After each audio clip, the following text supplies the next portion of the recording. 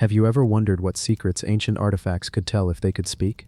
Welcome to Unearthed Secrets, where we explore the most mysterious and fascinating relics from around the world. Before we dive in, please hit subscribe to our channel, like the video, and tell us in the comments where you're watching from and what time it is there.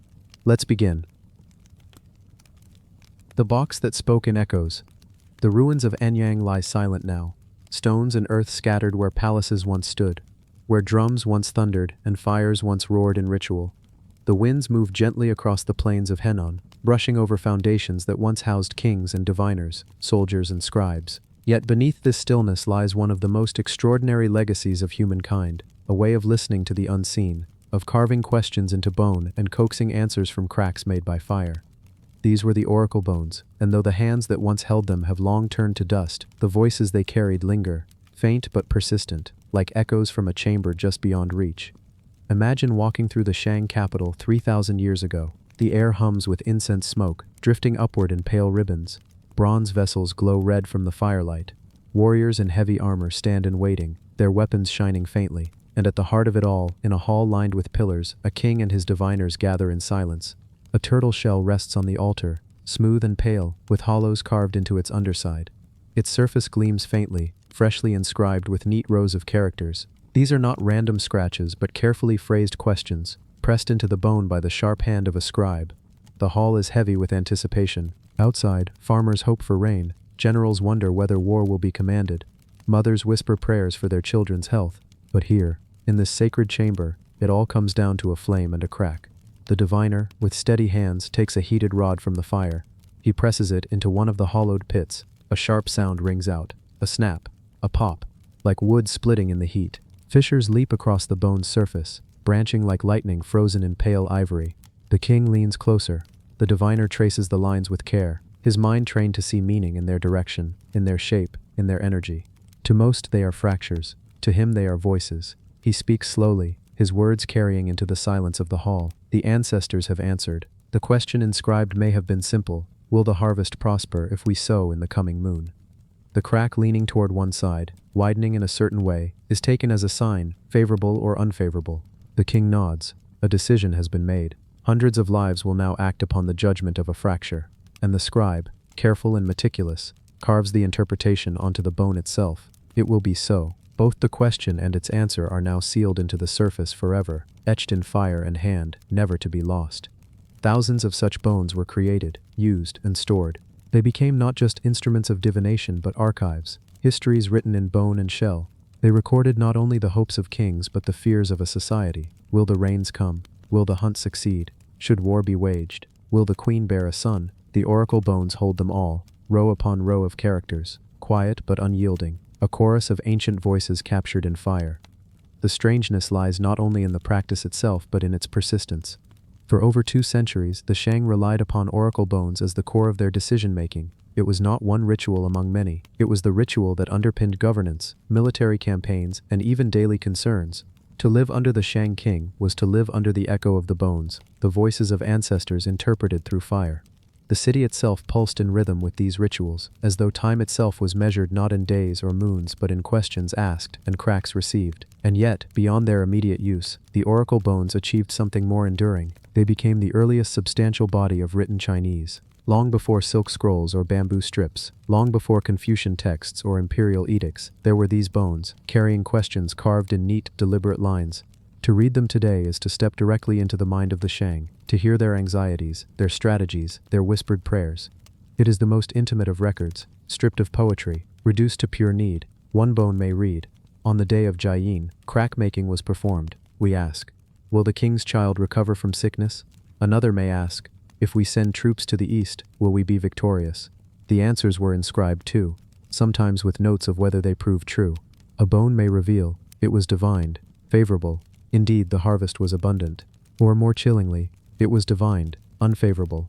Indeed, disaster followed. Each piece becomes not just a record of prophecy, but a ledger of fate itself, tracking whether the echoes of the ancestors aligned with the realities of the earth. Step into the mind of one of those diviners for a moment. The hall is dark, but for the fire, the king sits waiting, his face unreadable.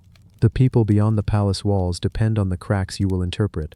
You press the rod into the hollow, hear the snap, see the fissure leap across the bone. For a breath, you are not a man of flesh and bone, but a conduit, bridging the living and the dead. The ancestors do not speak in words. They speak in echoes, in sudden breaks of heat and shell, and you must translate those echoes into sentences the king will heed. If you are wrong, if you misread, the harvest may fail, soldiers may die, the dynasty itself may weaken. The pressure is immense, but you do not tremble, for this is the way of things, and the ancestors always speak, if only you know how to listen. To a modern mind it may seem strange, even alien, yet there is something deeply familiar in it too. We too look for patterns, in stars, in cards, in numbers, in dreams. We long to believe the universe can answer, if only we phrase the question correctly. The oracle bones remind us that humanity has always lived in dialogue with the unseen, always searching for meaning in cracks and shadows, always listening for echoes. What makes the oracle bones extraordinary is not only their role in ritual, but their survival. Buried for centuries beneath the soil of Anyang, they were rediscovered only in the late 19th century. At first they were sold as dragon bones, ground into powders for medicine. Only later did scholars realize their true significance. Piece by piece they were gathered, translated, and studied, revealing an entire civilization's heartbeat. Now they sit in museums and institutes, their surfaces faint but legible, carrying questions asked 3 millennia ago. And when you stand before one, looking closely at its cracks and its script, you cannot help but feel that the echo still lingers. Faint, distant, but real. The box that spoke in echoes was not a box in truth, but a ritual of fire, bone, and question. It was a bridge between human and spirit, between past and future, between fear and decision. And as the night deepens over Anyang, one can almost imagine the sound of snapping bone carried on the wind, the whisper of an ancestor answering once more, not in words but in echoes. The world of Anyang, heart of the Shang dynasty, was a place suspended between earth and sky, where humans built cities of rammed earth and timber, but always kept one ear tuned to the invisible. If part 1 told of the birth of the oracle bones, their carving, their fire, and their smoke, then here begins the weaving of their whispers into the fabric of everyday life. The box that held them was never closed for long, for questions pressed in from all directions, as relentless as the river winds and the toll of war drums from distant tribes. The king would not dine without first consulting the bones. Before banquets, the diviners warmed the turtle shells in braziers, their surfaces glistening with soot, then struck them until cracks like spiderwebs raced outward. Would the feast bring prosperity or shame? Would the guests plot treachery beneath the guise of friendship? Each fracture was a sentence, each fissure a voice. The bones spoke in echoes, not with clarity, but in hints and shades, demanding interpretation. Even in the stillness of night, when the fires burned low and the palace quieted, a candle flame would flicker in the diviner's chamber.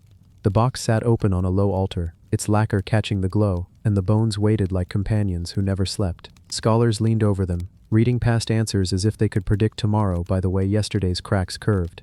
Outside, the city slept under the stars, but inside, silence trembled with questions. The ordinary people too lived under the sway of the bones. Farmers before planting season would whisper petitions at the temple gates, hoping their prayers would filter into the king's next consultation. Hunters, about to set off for weeks into the mountains, brought small offerings of millet and jade beads, asking that the bones tell of safe returns. Mothers prayed in hushed tones that the cracks might promise survival for their children during winters of famine. The box was not theirs, yet its whispers shaped their lives as surely as rainfall or drought. But shadows gathered around the practice, as they always do when mortals lean too far into mysteries. The box seemed to grow heavier with every year, as though each question left behind a residue, a faint trace of despair or fear pressed into its wood. Some claimed to hear sounds when the palace corridors fell quiet. Faint tapping, like tools striking bone, though no hands moved.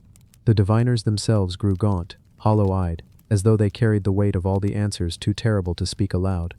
The oracle bones chronicled war after war, the Shang kings, their grip on the central plains never certain, sought guidance before every campaign. The bones bore inscriptions of enemies and allies, of spears and chariots, of rivers to cross and fortresses to burn, but always the same questions pulsed beneath. Will we win? Will I survive? Will my dynasty endure? Over time, the box swelled with bones etched with names of foes long forgotten, yet still their cracks pulsed like wounds that never healed. There were stories, whispered, never written, that some bones cracked without fire.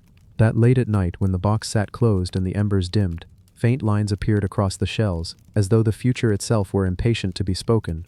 Priests warned against such tales, branding them as blasphemy, yet the rumors never died. Those who had seen such bones described the cracks as resembling not words but faces, expressions twisted in pain, in terror, in awe. The dynasty shifted, kings died, and generations passed, but still the bones endured. The box, though carved of mortal wood, seemed never to rot.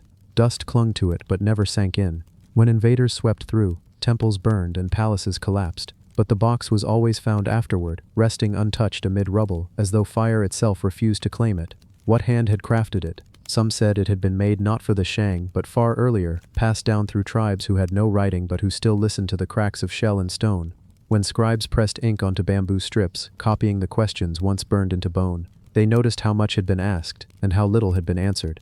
The cracks were ambiguous, pliable, open to interpretation, and yet kings acted as though the verdict was iron. Armies marched, cities fell, children lived or starved, whole dynasties hinged upon fractures in bone. And so, in hindsight, scholars began to ask, did the bones speak truth, or did men only find in them the echoes of what they already feared? Centuries later, long after the Shang themselves had dissolved into history, peasants digging in the soil near Anyang uncovered strange fragments. They sold them as dragon bones, ground into powders for medicine. It was only when scholars pieced them together that the truth returned. The earliest written records of a civilization, the first enduring script of China, etched into questions for fire and bone. Yet even scholars felt unease. For every bone preserved in glass, there was another that cracked itself to dust in the hand, as though unwilling to be handled by the living. And the box? Its trail fades into legend. Some say it was carried west with fleeing priests when the Shang fell, hidden in mountain caves. Others claim it was buried deep in Anyang, beneath layers of ash and forgotten foundations, waiting still. There are whispers that it was never a mere container but an object with its own will, a vessel meant to hold the voices of the unseen. The way it never burned, never broke, never aged. It was not a box, some say, but a gate. If you stood in that ancient court, watching the fire spread across turtle shell, hearing the faint crackle as lines spidered outward, you might have felt it too, that each sound was not merely bone-breaking, but something answering, something old, something patient. And when the diviner leaned close, when the king furrowed his brow, when the court scribes bent to record, perhaps none of them realized that the bones had long since stopped echoing human voices. Instead, it was the humans who were echoing something far older, voices that had waited through countless generations, speaking not to one dynasty, not to one question, but to anyone willing to listen. And so the box that spoke in echoes lingers in silence. Some scholars believe it lies still beneath the fields of Henan, locked in earth. Others believe it is gone, reduced to ash, its whispers carried away on the wind. But there are those who insist the box is not lost. It simply waits, that even now, somewhere, the cracks continue to form, the echoes continue to ripple, and the questions of men still burn into the patient memory of bone. The drum that beat without hands. In the green heart of Africa, where the canopy closes over like a vast cathedral, and the air itself feels alive with whispers, there rests a sound that has traveled further than wind and outlasted kingdoms. It is not the call of a bird, nor the roar of a beast, nor even the steady rush of the great rivers. It is the voice of a drum, the ngoma, a drum that, by all accounts, was not only played by hands of flesh but sometimes by hands unseen. For centuries, the people of the Congo have spoken of the ngoma, not merely as an instrument but as a being, a vessel with its own heartbeat. They say its sound carries through valleys and across forests like thunder, and that its rhythm is not confined to ceremonies alone. Some say that in the still hours of night, when the fires die low and the villagers are deep in dreams, the drum continues on its own, echoing like a memory that refuses silence. The ngoma was never carved lightly. The making of one was a ceremony in itself, as weighty as the crowning of a chief or the burial of an elder. First, the right tree must be found.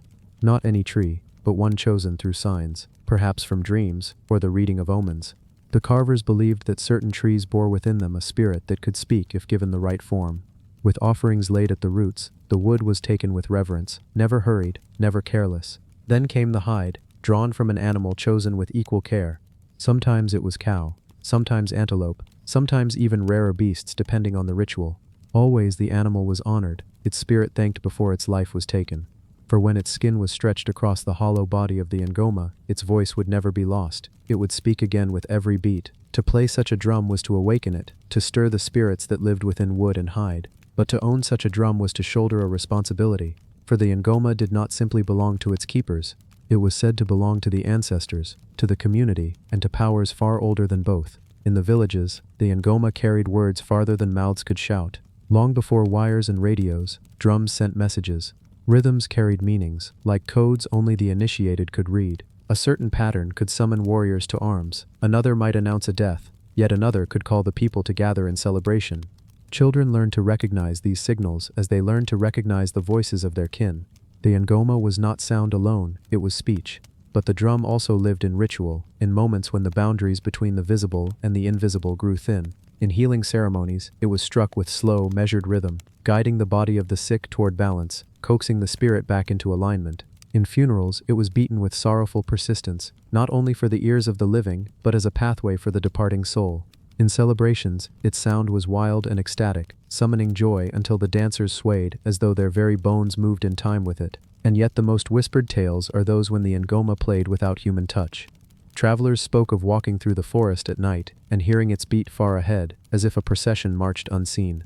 Following the sound, they came upon a clearing, empty of people but not of rhythm, the drum there, resting alone, its hide trembling faintly as if under invisible palms.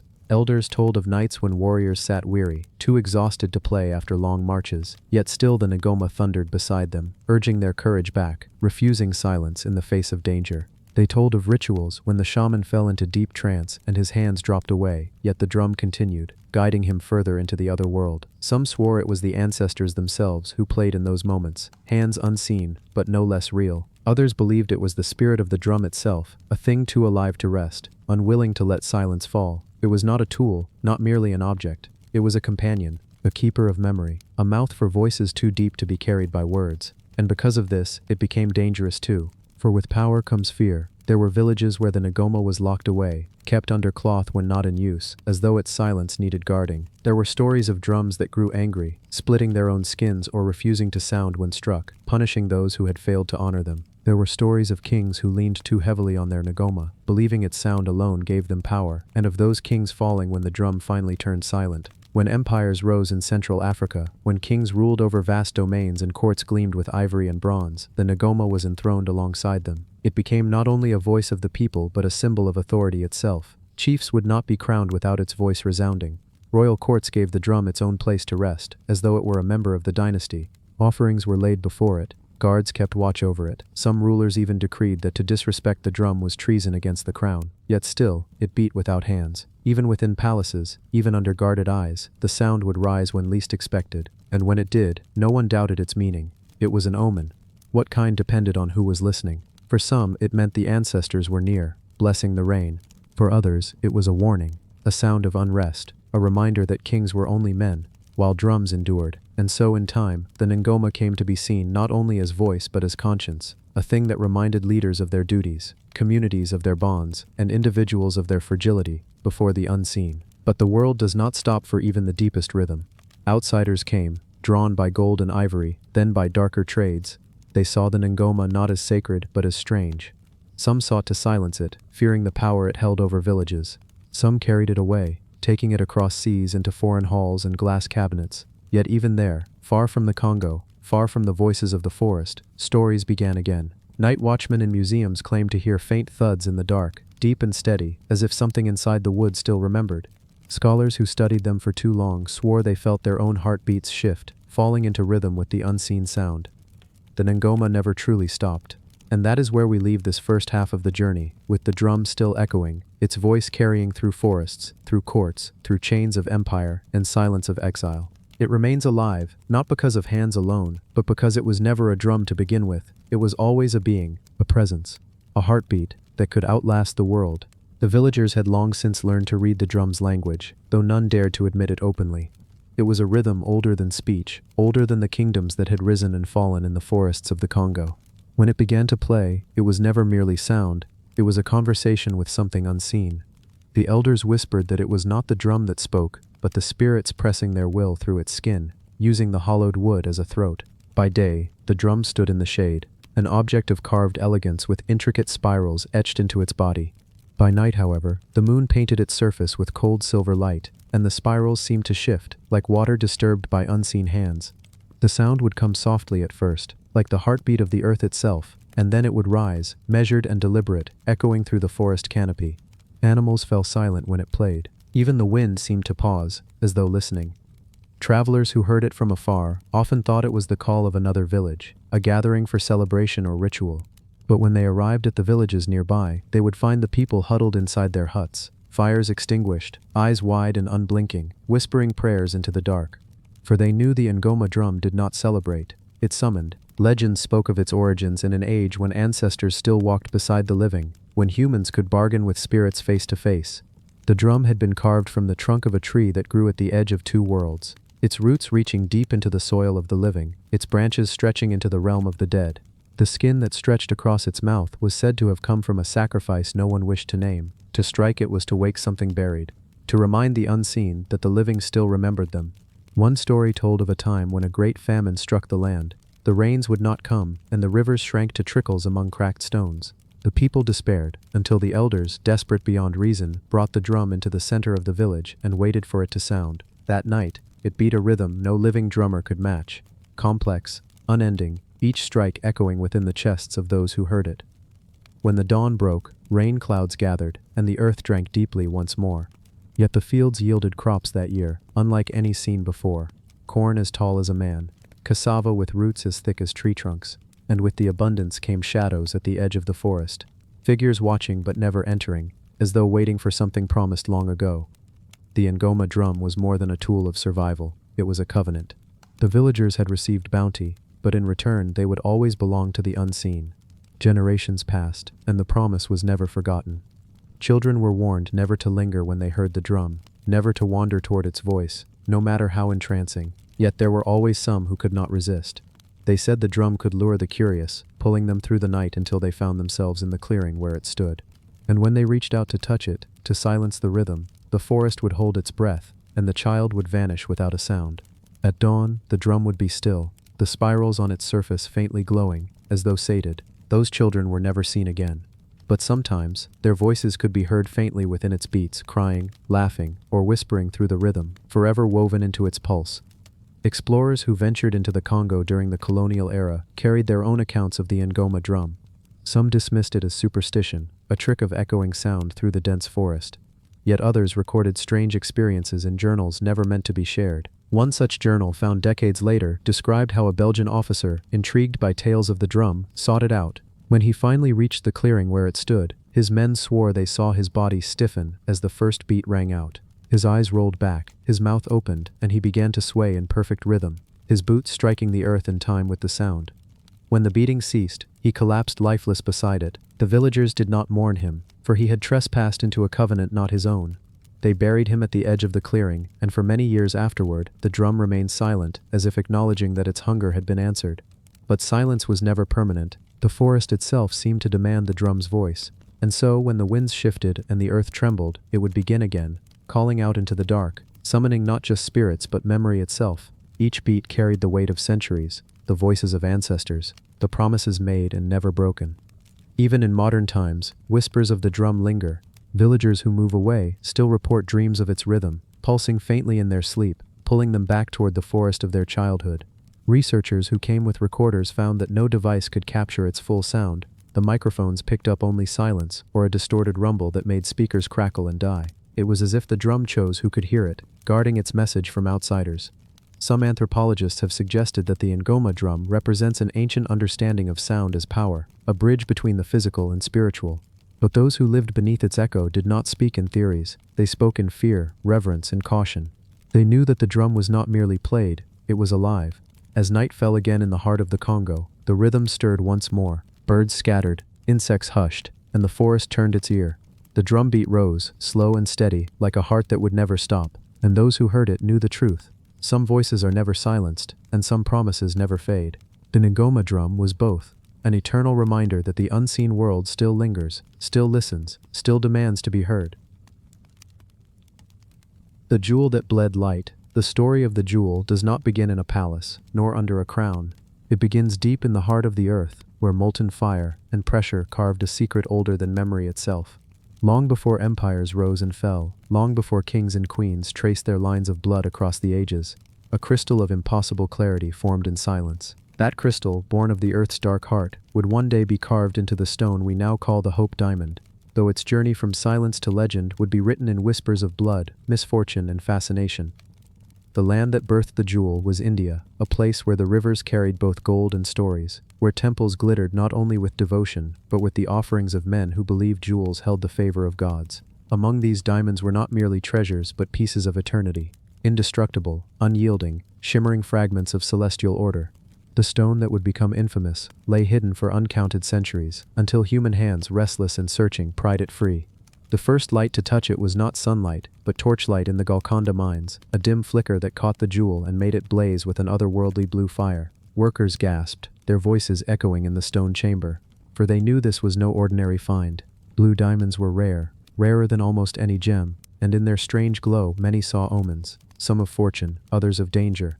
The jewel seemed to breathe its own light, not simply reflecting what shone upon it, but pulsing with something deeper, something alive. It was large, uncut, heavy in the palm, and yet impossibly magnetic. To look upon it was to feel pulled into its depths, as though the stone itself held secrets men were not meant to see. It passed quickly from miner to master, for in those days no hand could keep what was found without offering it to greater powers. Soon it reached the treasuries of temples, where it was said to be mounted upon the brow of an idol, a god who gazed eternally from his shrine. Pilgrims bowed before it, whispering prayers and hopes, believing that the strange diamond carried not just beauty but divine breath. Some stories claim it adorned the statue of a goddess, others that it crowned an image of Vishnu. The truth is lost, but what remains in the telling is that the stone's first known setting was sacred. It was not meant for mortal kings, but for the gods themselves. Yet treasures of gods rarely remain untouched by men. Sometime in the 17th century, a French traveler named Jean-Baptiste Tavernier laid eyes upon it. A merchant, an adventurer, and perhaps a thief depending on which version of the story is told, Tavernier was no stranger to jewels, but this one, this diamond that glowed with an unnatural blue fire, seized his imagination. He claimed it. Whether by purchase or by plunder, none can say. Some whisper he bribed priests, others whisper he stole it under cover of night. Still others whisper the stone never belonged to him at all, but attached itself to his fate, the moment he desired it. What is certain is that Tavernier carried it away from India, and with that act, the jewel's long curse or long tale began. The gods, some said, were angered by the theft. The goddess, some said, mourned her missing jewel, and soon enough, tales of misfortune clung to Tavernier himself. Accounts vary. Some claim he was torn apart by wolves on his journey home, others that he died bankrupt, his fortune consumed by the very jewel he once flaunted. The truth may be more ordinary, but the legend was already stronger than fact.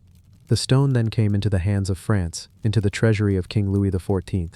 In his possession, it was recut and polished, reshaped into a gem of startling symmetry, though smaller than its original vast size. Now it shone more brilliantly, its fire sharpened, its facets catching light like a living flame. The court called it the French blue. Set in gold, worn upon the chest of the Sun King, it became an emblem of majesty. Louis XIV paraded it before the nobility, a symbol that the power of heaven itself glittered on his body. But the jewel seemed restless, for though it sparkled on royal garments and glittered in candlelight during courtly dances, whispers persisted. Servants who touched it fell ill. Nobles who gazed upon it too long felt an unease they could not name. One after another, owners and wearers seemed to meet strange ends.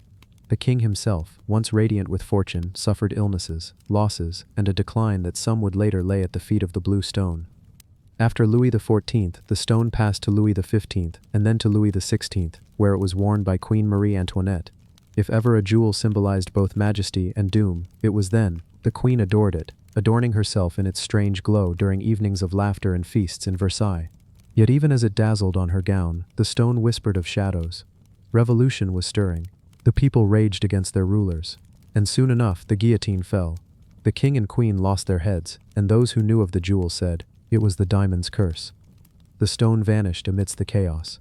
During the storming of the French treasury, it disappeared. Some thought it lost forever, buried beneath the rubble of revolution. Others whispered, it had been spirited away, carried across seas, passed in secret hands. For decades, it lay in shadow, appearing only in rumor. Then in London, a blue diamond of suspicious familiarity emerged. Smaller now, for it had been cut once more to disguise it, yet unmistakably carrying the same eerie fire. It came into the possession of the Hope family, wealthy bankers who cherished it as the Hope diamond. But with it came ruin. Misfortune clung to them, financial collapse, scandals, early deaths. Though skeptics say these were the turns of chance, others whisper the stone had simply chosen new victims. From there its trail winds through time, each new owner shadowed by tragedy. Wealthy collectors, actresses, heiresses, each dazzled by its beauty, each haunted by its price. Some lost fortunes, some lost lives, and still the stone glowed, its blue light unyielding, as if it fed upon the chaos it caused. Today, the Hope Diamond rests in the Smithsonian, locked behind glass, untouchable by the public hand. Tourists gaze at it, marveling at its glow, never knowing whether they stand before a treasure or a curse. Scientists measure its fluorescence, its chemistry, its impossible depth of color. They explain the red phosphorescence it gives after exposure to ultraviolet light, a glow that lingers like embers in darkness. Yet no explanation has ever dissolved the stories, for even in the sterile light of laboratories, the Hope Diamond seems alive. It seems to pulse, it seems to watch, and so it endures. A jewel that bled light across centuries, across continents, across lives both royal and forgotten. A jewel born of the earth's silence, stolen from the gods, worn by kings, kissed by blood, and now displayed like a caged flame. Whether cursed or not, its story remains the same. Wherever it goes, shadows follow. Even in its quiet display behind glass, the Hope Diamond refuses to rest. Scholars, curators, and visitors may admire its brilliance, but the air around it carries echoes of centuries past, whispers of those who owned it, who coveted it, who fell under its strange gravity. Some claim to feel chills while standing near it, a subtle tremor beneath the ribs, as if the diamond breathes through the air itself. It is not merely a jewel, it is a witness. It is not merely a jewel, it is a witness. It is memory made solid. The gem's journey from the Indian mines to its current home is one of secrecy, theft, and fascination. Yet each chapter reflects human obsession with power, beauty, and immortality. It is said that men will risk everything for it. Fortunes, families, sanity, and perhaps the jewel demands this. Perhaps it does not belong merely to kings or collectors, but to the earth itself, and to the chaos that lies between desire and consequence. When the Hope Diamond was recut after leaving France, artisans noted that its light seemed to hold a quality beyond ordinary brilliance. The blue, suffused with faint violet undertones, could shift and tremble depending on the observer's angle. This was not optical illusion, they realized, but a depth that seemed almost sentient.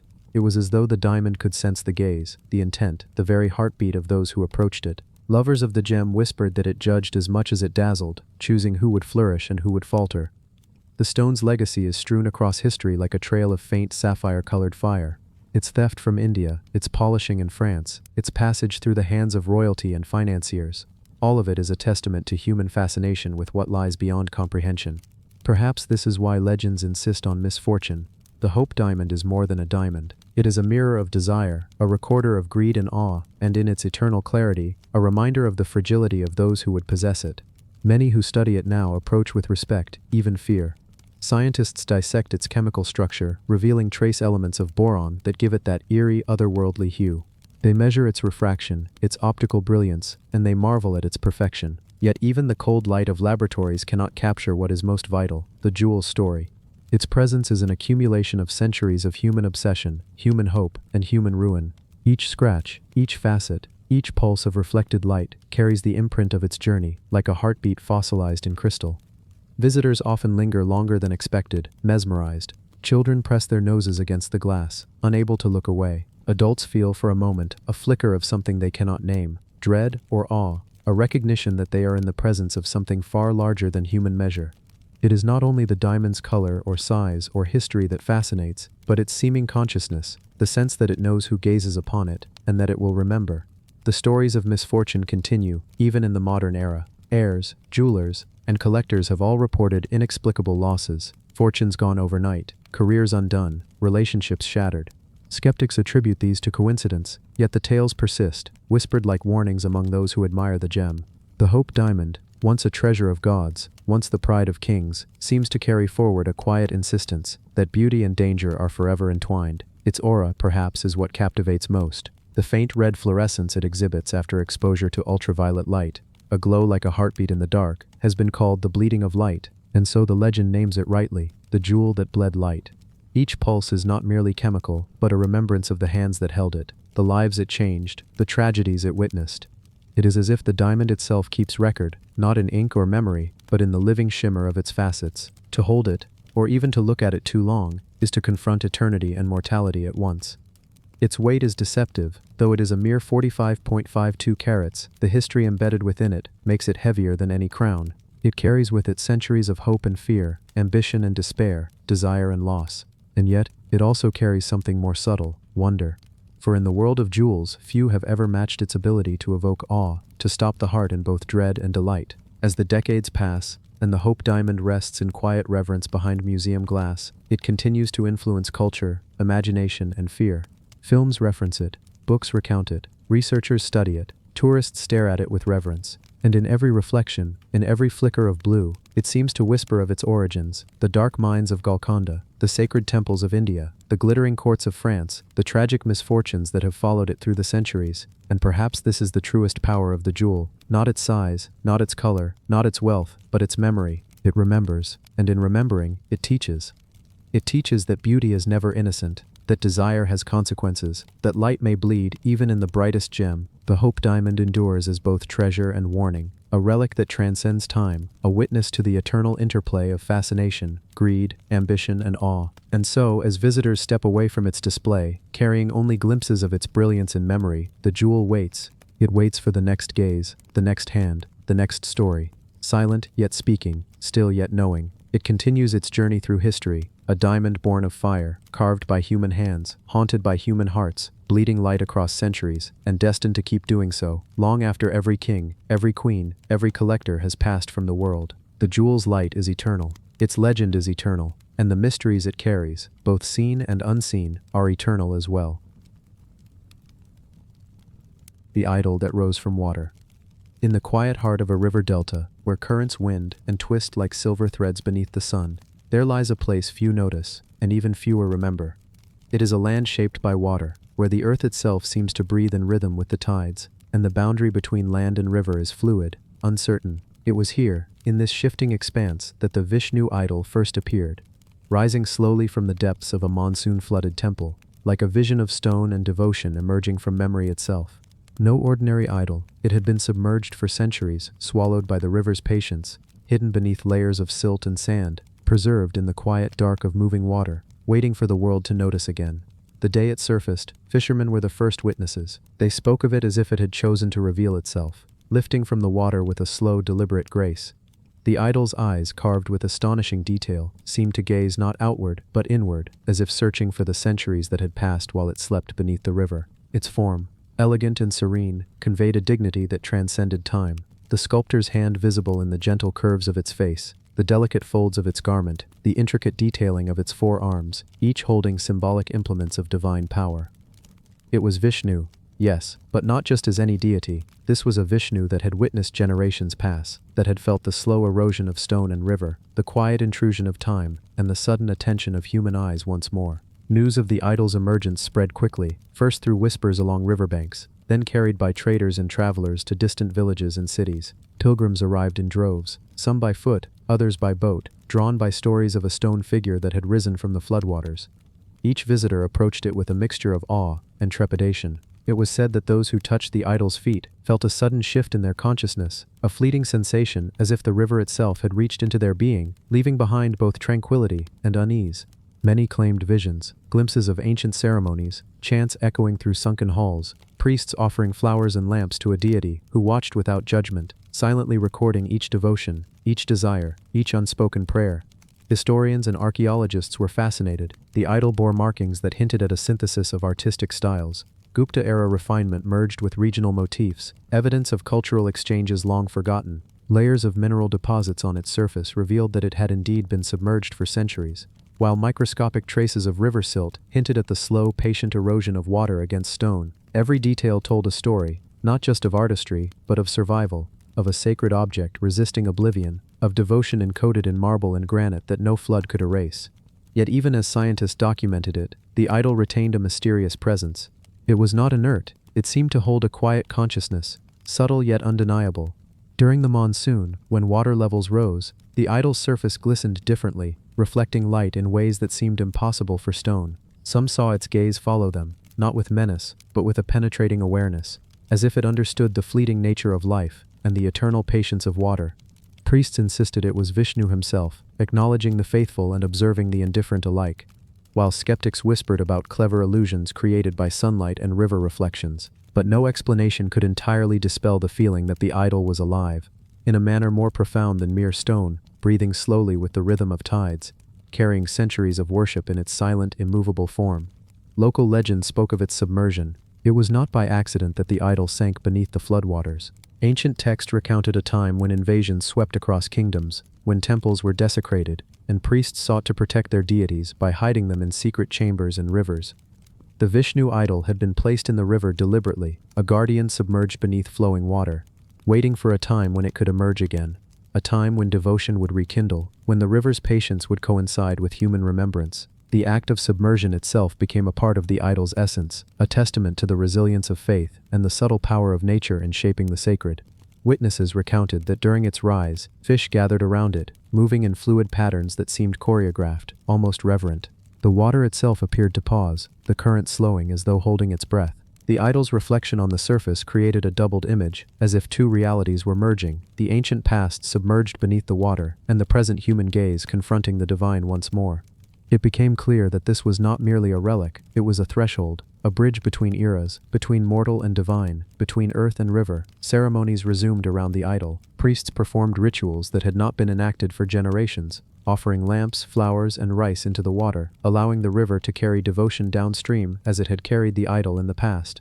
Pilgrims reported sudden feelings of clarity, inexplicable understanding, or overwhelming nostalgia for times they had never lived. Some said the idol whispered secrets, not in words but in impressions, fleeting emotions, subtle vibrations, the memory of devotion folded into stone and water. Scholars debated, skeptics questioned, but no one could deny the powerful presence of something larger than comprehension, something that had endured centuries of flood, decay, and human neglect, only to rise again. Over the decades, the flooded Vishnu idol became a symbol. It reminded people of resilience, of the cyclical nature of time, of the ability of sacred things to persist even when hidden, forgotten, or submerged. Artists painted it, poets wrote of it, photographers tried to capture its elusive essence, only to discover that no image could replicate the quiet, imposing presence it carried. Visitors often lingered, their hearts unconsciously syncing with the rhythm of the river and the subtle gaze of the stone. Even in contemporary India, where cities expand and rivers are dammed, where human intervention attempts to control water rather than coexist with it, the idol remains a testament to patience and endurance.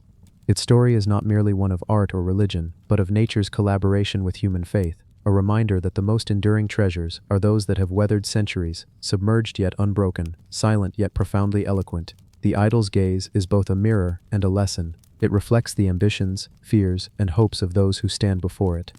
It teaches that life is fleeting, yet reverence and resilience can transcend time.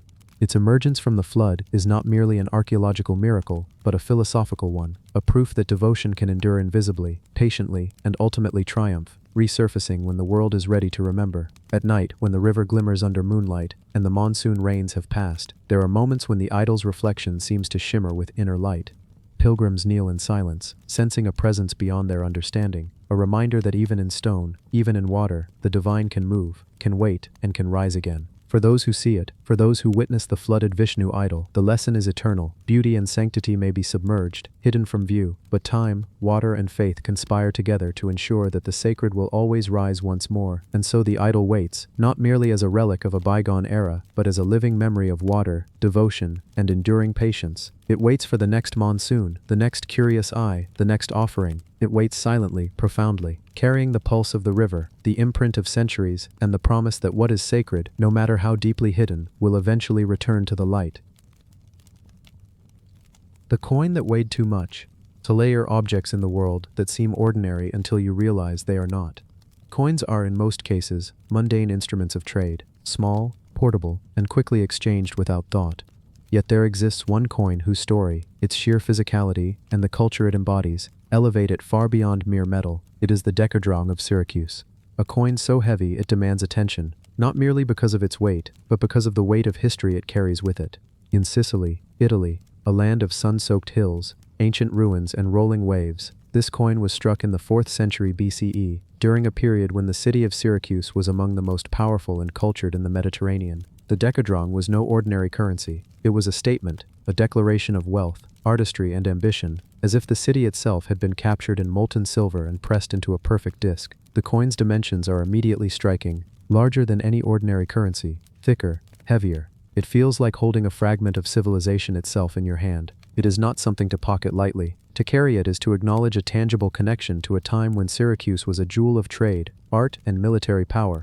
On one side, the coin bears the visage of the nymph Arethusa, her face framed by curling waves, her gaze serene yet arresting. Water jets, almost lifelike, emerge around her, a nod to the fountains of the city, to its lifeblood of aqueducts and springs. On the other side, the coin depicts a quadriga, 4 horses in perfect motion, pulling a chariot in dynamic, almost cinematic detail. The craftsmanship is astonishing. Each muscle, each sinew of the horses, every fold of the charioteer's robe, speaks of artisans who labored with meticulous care, aware that their work would endure millennia.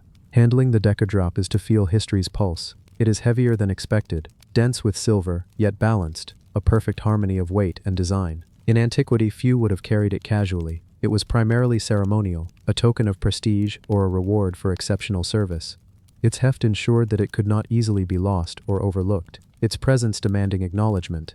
In marketplaces, it would have drawn admiration, envy, and curiosity, its owner recognized instantly as someone of influence, wealth, or connection to the ruling powers of Syracuse. Every coin carried the imprint of authority, the claim of a city asserting itself in a Mediterranean world teeming with rivals, mercenaries, and ambitious city-states.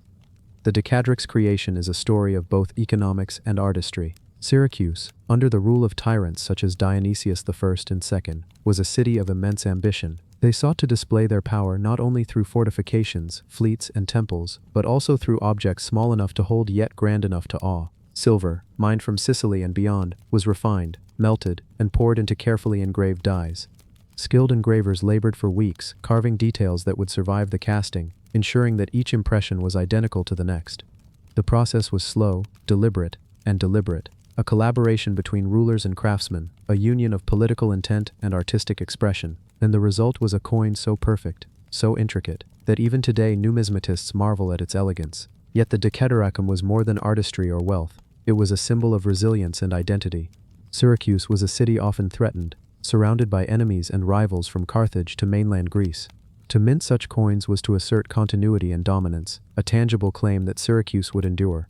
Its influence measurable, not only in armies but in silver, pressed with the visage of a nymph, and the power of horses in full gallop. Holding it, one can almost hear the echoes of the agora, the bustling market squares, where merchants and soldiers exchanged goods and stories, where each coin was a token of trust, status, and the promise of future trade. Over centuries, the decadracum would pass through many hands, each leaving subtle traces of time. Some coins were buried, hidden from marauders and conquerors, forgotten beneath villas, gardens, and farm fields. Others traveled across seas, reaching the markets of Rome, Carthage, and beyond.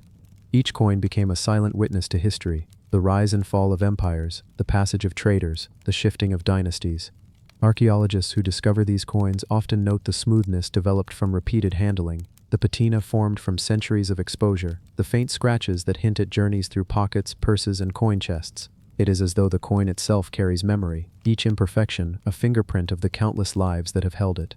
Collectors today speak of the decadron with reverence. Museums display it with great care, understanding that it is not merely silver, but a narrative in miniature. It invites contemplation. What did it mean to the first person who held it? How did it feel to pass it across the hand of a merchant, or to present it as a reward to a soldier returning from battle? Its sheer weight is a metaphor for significance, history compressed into tangible form, a reminder that even the smallest object can bear the heft of centuries.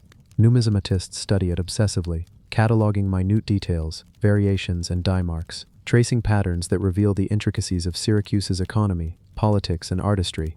Each discovery, each interpretation, deepens our understanding of a world long past yet not forgotten. The decadron also embodies a paradox. Though it is heavy and formidable in its materiality, it remains delicate in its meaning. One cannot separate its physical presence from the social and symbolic weight it carried. In a society where prestige was measured in influence, in military victories, and in public favor, the coin was both currency and statement. Its value exceeded silver content alone. It encapsulated trust, reputation, and the visual language of power. To underestimate it is to misunderstand the subtle interplay between art, authority, and economy in ancient Syracuse. Even the imagery is layered with meaning. Arethusa, the nymph, is more than a decorative motif. She is a protector, a symbol of fertility, purity, and the life-giving waters that sustain Syracuse.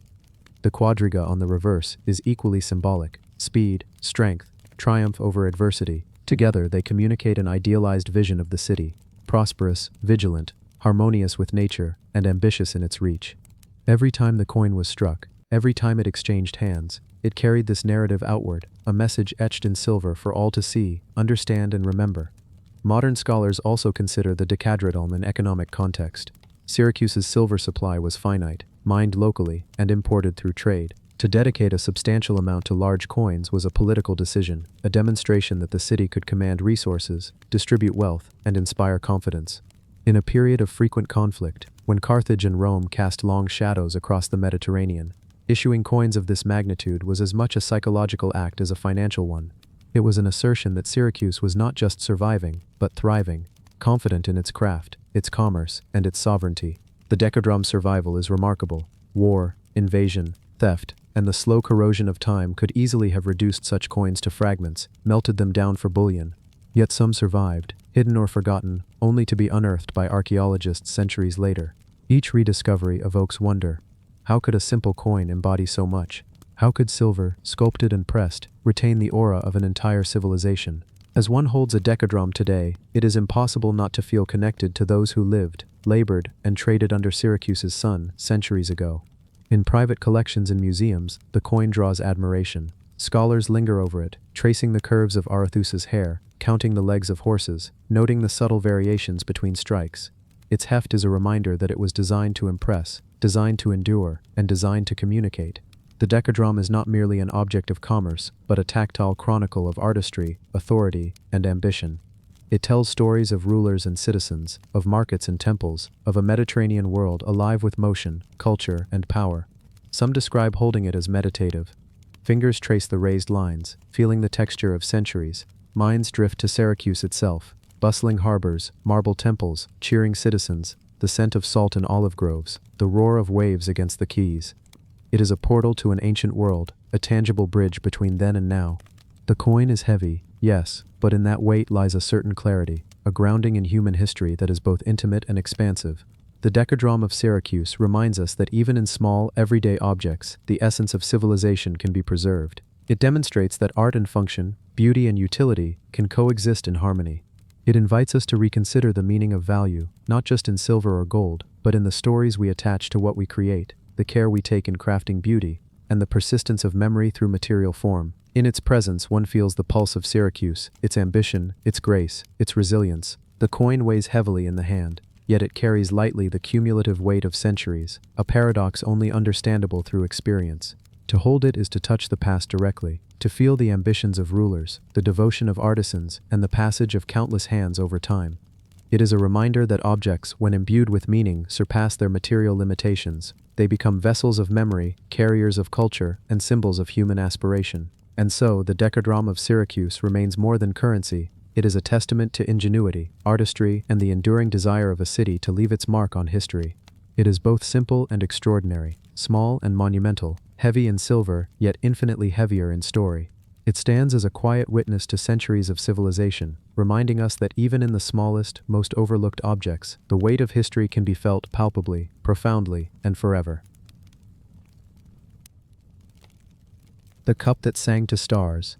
There are objects in the world that appear at first glance to be simple, functional, almost mundane, yet when examined closely, they reveal themselves as carriers of cosmic imagination, as vessels not merely of liquid but of meaning, ritual, and culture. One such object is the Rhyton of Darius, a ceremonial cup from ancient Persia, now resting silently in a museum in Iran, its surface gleaming with centuries of history, yet retaining a quiet vitality, as though it remembers the hands that crafted it, and the ceremonies in which it once played a central role. The Rhyton is not simply a drinking vessel, it is an intersection of artistry, power, and the celestial, a conduit between earth and sky, between the human and the divine. The cup's form is arresting even before one notices the intricacies of its decoration. Unlike the ordinary vessels of daily life, this Rhyton is sculpted into the shape of a fantastical creature, a lion or a griffin, depending on the interpretation, whose muscular body curves gracefully, supporting the hollow cavity that holds liquid. The head is rendered in exquisite detail, each sinew, each curl of fur or feather carved with a precision that speaks to the skill of artisans trained in the service of royalty. The eyes are deep and knowing, almost alive, catching the light as if holding a spark of consciousness from a world long vanished. Its mouth, often used as the pouring spout, directs the flow of liquid, but also seems poised as if ready to whisper secrets into the air. To hold the Rhyton is to hold a fragment of Darius's court, to feel the weight of a ruler's presence, and the silent authority of a civilization that spanned continents. The material of the Rhyton enhances its enchantment. Crafted from gold and silver, sometimes adorned with precious stones, it reflects light in subtle, mesmerizing ways.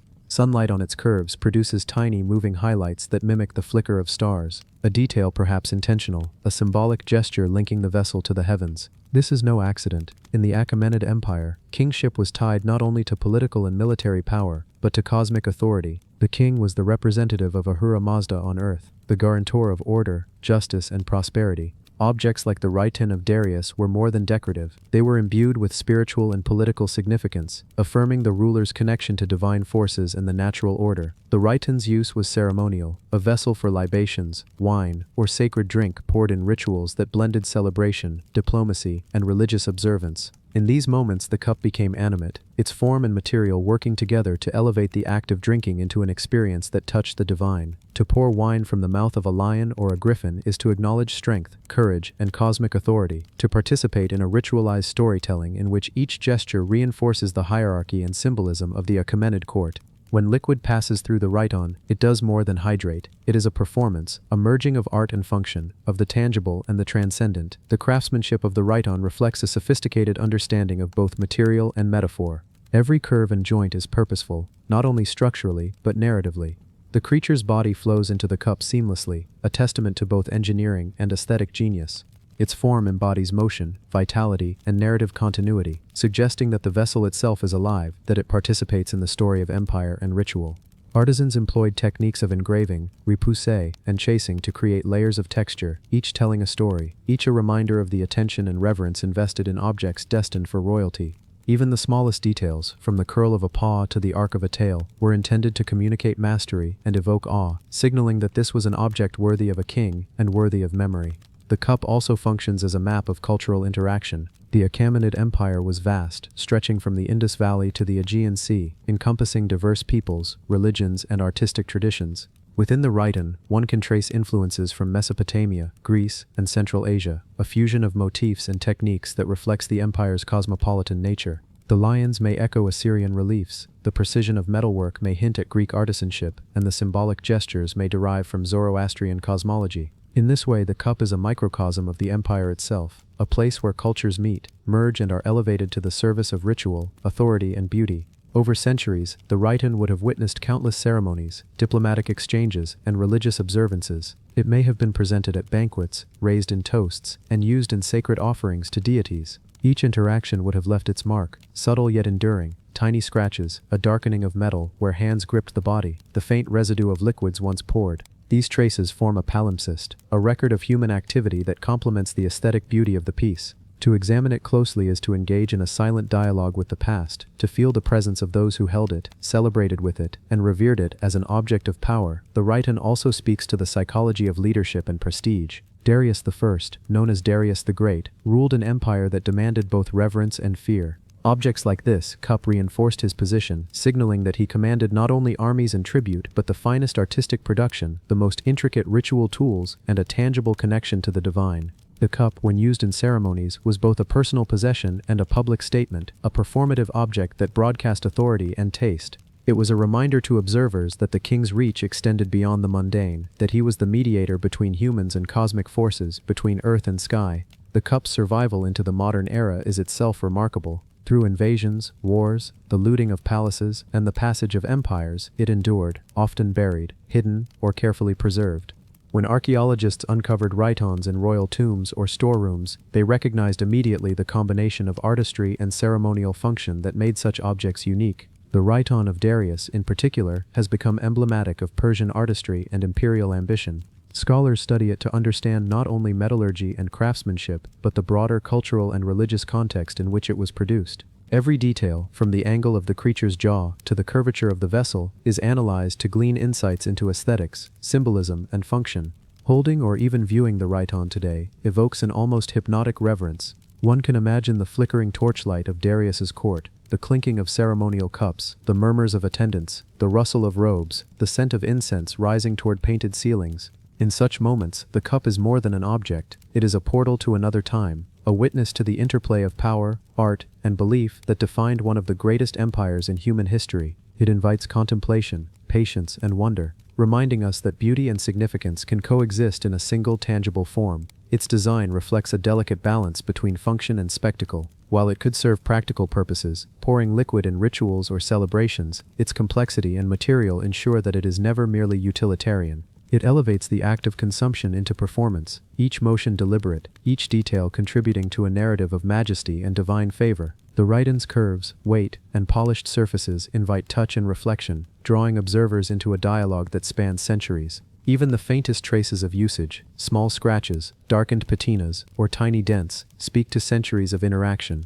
Each mark is a story, a record of human presence that transcends time. Perhaps a royal hand once held the rim during a victory feast. Perhaps a priest poured wine in ritual, whispering prayers to the stars above. Perhaps the cup rested silently, awaiting the next occasion, a symbol of potential and expectation. The layers of history, usage, and symbolism intertwine, making the rhyton both an object and a narrative, a vessel of material and memory alike. The rhyton of Darius demonstrates the Achaemenid understanding that objects could carry meaning far beyond their immediate utility. It embodies authority, spiritual connection, artistic mastery, and the continuity of culture. Through it, one glimpses the priorities and values of a civilization that prized beauty, precision, and cosmic order.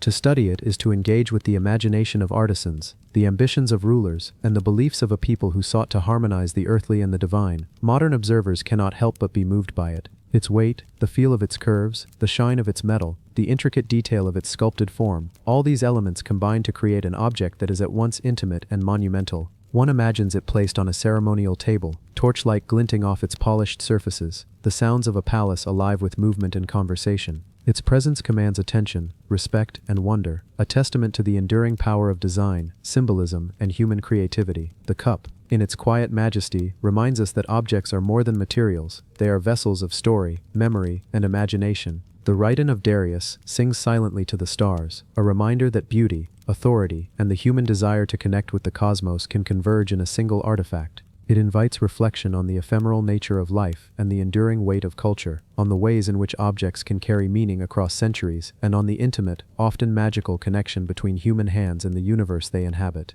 Even today, when one views the rhyton in a museum, its significance is palpable. It is heavy yet elegant, functional yet ceremonial, ancient yet timeless. Each curve, each engraved detail, each reflection of light is a testament to the skill, vision, and aspiration of its makers. The cup is not only a product of Persia, it is a story, a ritual, a bridge between humanity and the stars, a tangible reminder of what we have valued and celebrated across millennia. Thank you for joining us on this journey through the world's most mysterious artifacts. If you enjoyed uncovering these secrets, please hit subscribe to our channel, like the video, and share where you're watching from. Until next time, keep your curiosity alive, and let the mysteries of the past linger in your imagination.